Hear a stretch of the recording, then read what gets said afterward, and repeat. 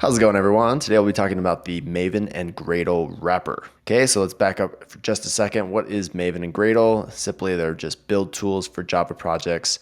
So they have a purpose, right? So they build, compile, and package up our source code so that we can then run our Java applications and serve customers. So Maven and Gradle need to be installed usually before we actually invoke them or use them or execute them.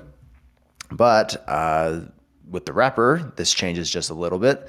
Cool, so what is the Maven and Gradle wrapper do? So it's just a small program that we invoke that runs the build tool without having us to explicitly install it on our machine. So we don't actually have to have it installed explicitly. It kind of installs it behind the scenes, and we'll see how it does that.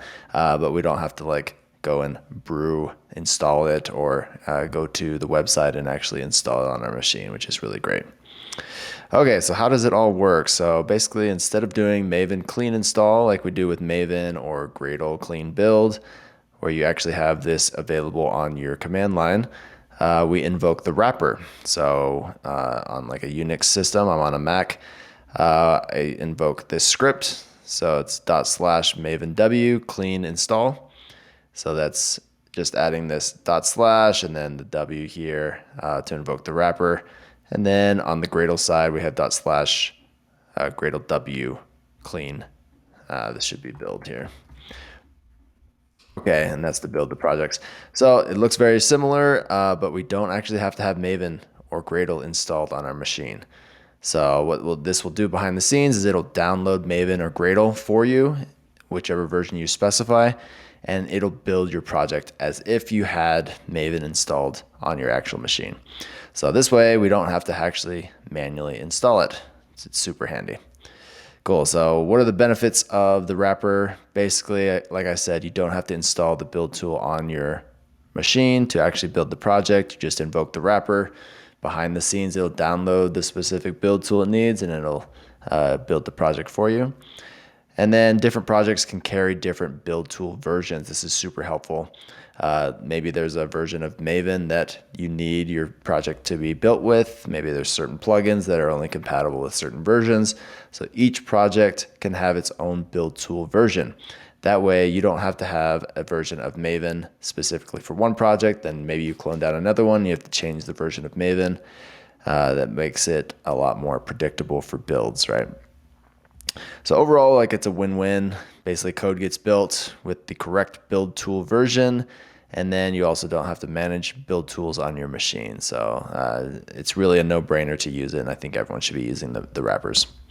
Okay, so let's get into a quick demo here. So I have two projects cloned down. The one you're seeing right now is the Gradle wrapper example.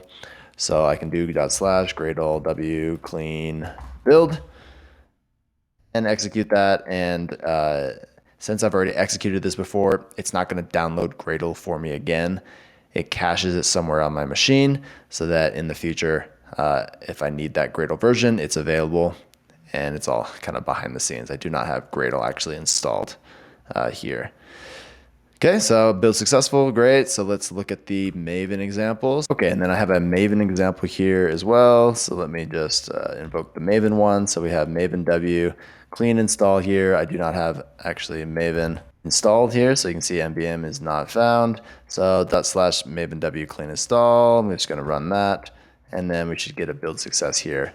And I've already run this before, like I said with the Gradle one, so it's not going to actually install or installed Maven behind the scenes, but it's cached it locally somewhere. Okay, then I can show you quickly the Maven wrapper properties. So this is where you can specify which version of Maven that you want to be brought down. So right now it's 3.9.5. So this is what version of Maven we'll use to build this project. And I believe I can show you that here. So I can do Maven wrapper -v to grab the version, and it does show me that it's going to be using 3.9.5. Cool. And then over on the Gradle side, there's also Gradle properties as well. So there's a Gradle directory wrapper, and then here is the distribution URL, so you could change this to a different version of Gradle if you need it for your project. Okay, so I hope that makes sense. Please use the wrapper when you can, and hope that was a good overview and a good demo for you. So thanks a lot.